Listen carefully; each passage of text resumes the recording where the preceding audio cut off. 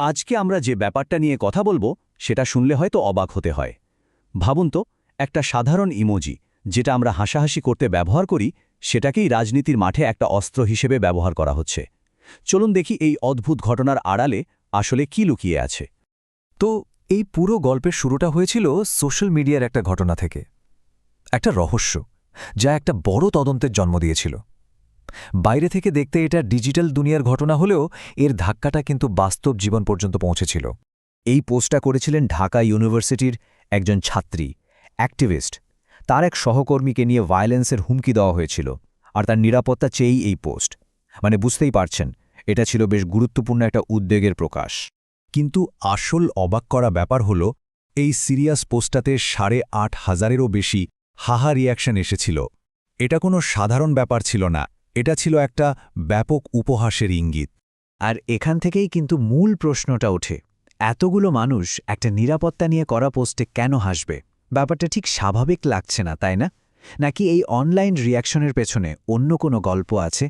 যখন এই রিয়াকশন দেওয়া প্রোফাইলগুলো একটু খতিয়ে দেখা হলো, তখন অজীব সব জিনিস চোখে পড়ল। ইউজার নেমগুলো সব বিদেশি ভাষায়, কারো প্রোফাইল পিকচার নেই, কোনো পার্সোনাল ডিটেইলস নেই। আর লোকেশন টোগো, মাদাগাস্কার, মানে এমন সব জায়গা যেখান থেকে বাংলাদেশের একটা ছাত্রীর পোস্টে রিয়্যাক্ট করার কোনো কারণই থাকতে পারে না। এই সব অদ্ভুত প্রোফাইলের সূত্র ধরেই তদন্তটা চলে যায় একটা অন্ধকার ডিজিটাল দুনিয়ায়, একটা বাজারে যেখানে এই রিয়াকশনগুলো আসলে টাকার বিনিময়ে কেনা বেচা হয়। এই বাজারটার নাম হলো ক্লিক ফার্ম। সোজা কথায়, এটা এমন একটা জায়গা যেখানে টাকা দিলে বট বা অটোমেটেড স্ক্রিপ্ট ব্যবহার করে আপনার যে কোনো পোস্টে লাইক কমেন্টের বন্যা বয়ে দেওয়া হবে। এর একটাই উদ্দেশ্য, কৃত্রিমভাবে জনপ্রিয়তা বানানো অথবা কাউকে ইচ্ছেমতো ছোট করা। আর ভাবছেন কাজটা খুব কঠিন? একদমই না। ফেসবুকে এরকম হাজার হাজার পেজ আছে। শুধু পোস্টের লিঙ্কটা বিক্রেতাকে পাঠিয়ে দিন, মোবাইল ওয়ালেটে টাকা পেমেন্ট করুন, আর তারপর কয়েক মিনিটের মধ্যেই হাজার হাজার রিয়াকশন আপনার পোস্টে চলে আসবে। ব্যাস।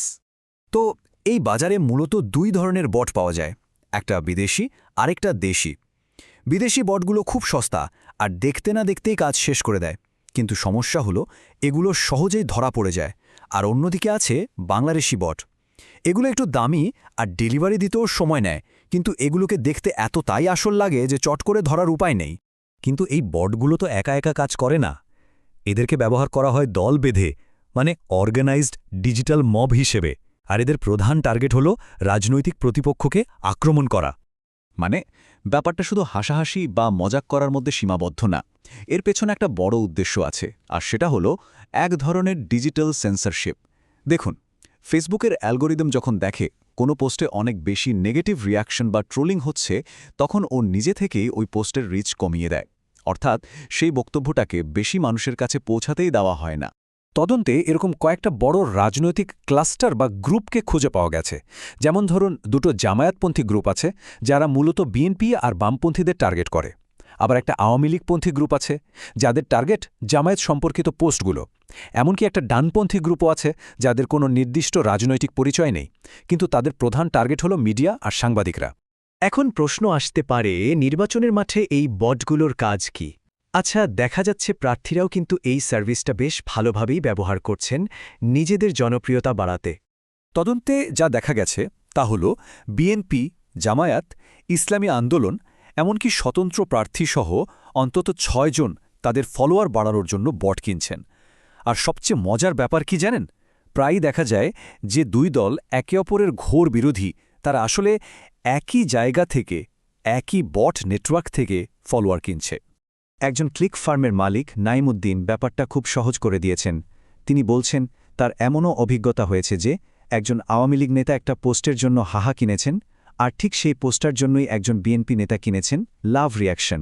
মানে এটা পুরোটাই একটা বিজনেস, এখানে আদর্শের কোনো বালাই নেই। এর কারণটা কি? একজন ক্লিক ফার্ম মালিক শাহরিয়ার ইসলাম এক লাইনে উত্তরটা দিয়ে দিয়েছেন। তিনি বলেন, আমরা একই সার্ভার ব্যবহার করি।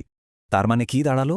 রাজনৈতিক প্রতিপক্ষরা আসলে একই ডিজিটাল অস্ত্রাগার থেকে যার যার অস্ত্র কিনছে। এখানে আদর্শের কোনো লড়াই নেই, এটা একটা স্রেফ টাকার খেলা যা যে কেউ খেলতে পারে।